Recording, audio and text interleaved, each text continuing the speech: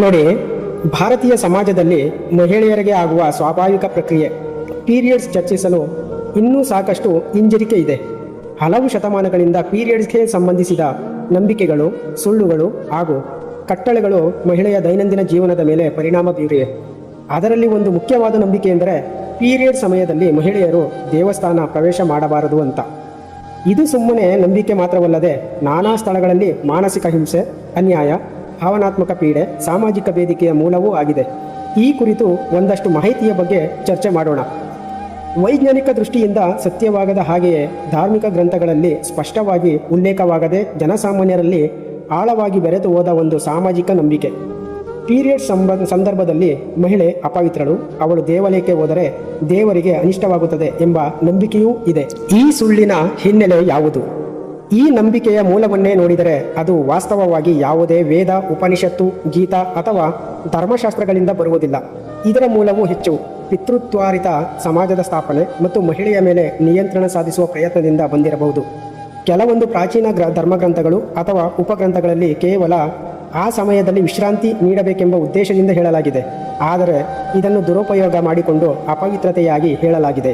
ಈ ಪೀರಿಯಡ್ಸ್ನ ವೈಜ್ಞಾನಿಕ ಅರ್ಥ ಏನು? ಪೀರಿಯಡ್ಸ್ ಎನ್ನುವುದು ಸಂಪೂರ್ಣವಾಗಿ ಶಾರೀರಿಕ ಮತ್ತು ಜೀವಶಾಸ್ತ್ರೀಯ ಪ್ರಕ್ರಿಯೆ. ಮಹಿಳೆಯ ಗರ್ಭಧಾರಣೆಗೆ ತಯಾರಿ ನಡೆಯುವ ಸಮಯದಲ್ಲಿ ದೇಹದಲ್ಲಿನ ಗರ್ಭಾಶಯದ ಸುತ್ತಲೂ ತೆರೆಯಲ್ಪಡುತ್ತದೆ.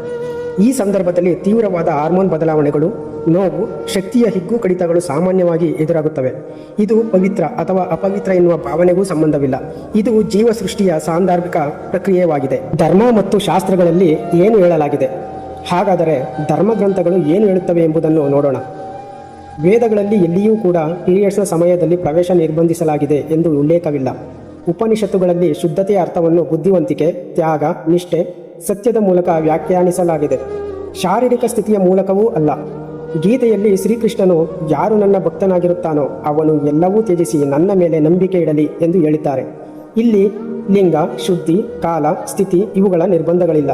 ಹೀಗಾಗಿ ಧರ್ಮದ ಹೆಸರಲ್ಲಿ ಮಹಿಳೆಯರನ್ನು ದೇವಾಲಯದಿಂದ ದೂರ ಇಡುವುದು ನಿಜಕ್ಕೂ ಧರ್ಮದ ವಿರುದ್ಧವಾಗಿದೆ. ಪುರಾತನ ದೇವಾಲಯಗಳ ನಿರ್ಬಂಧಗಳ ಹಿಂದಿನ ಸತ್ಯವೇನು? ಕಾಲದೊಂದಿಗೆ ಕೆಲ ಪುರಾತನ ದೇವಸ್ಥಾನಗಳಲ್ಲಿ ಪೀರಿಯಡ್ ಸಮಯದಲ್ಲಿ ಮಹಿಳೆಯ ಪ್ರವೇಶವನ್ನು ತಾತ್ವಿಕವಾಗಿ ನಿರ್ಬಂಧಿಸಿದ್ದಕ್ಕೆ ಹಲವಾರು ಕಾರಣಗಳು ಇದ್ದವು.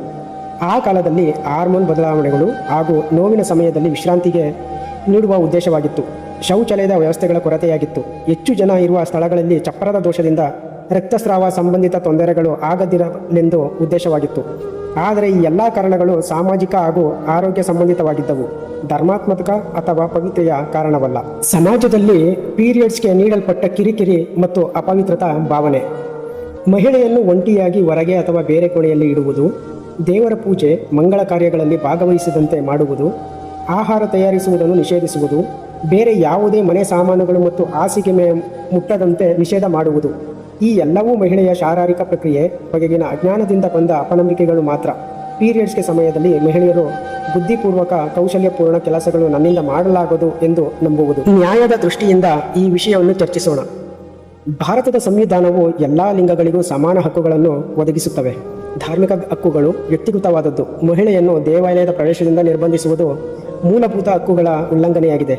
ಸುಪ್ರೀಂ ಕೋರ್ಟ್ನ ಶಬರಿಮಲೆ ಪ್ರಕರಣ ತೀರ್ಪಿನಲ್ಲಿ ತಾತ್ವಿಕವಾಗಿ ಸ್ಪಷ್ಟಪಡಿಸಲಾಗಿದೆ.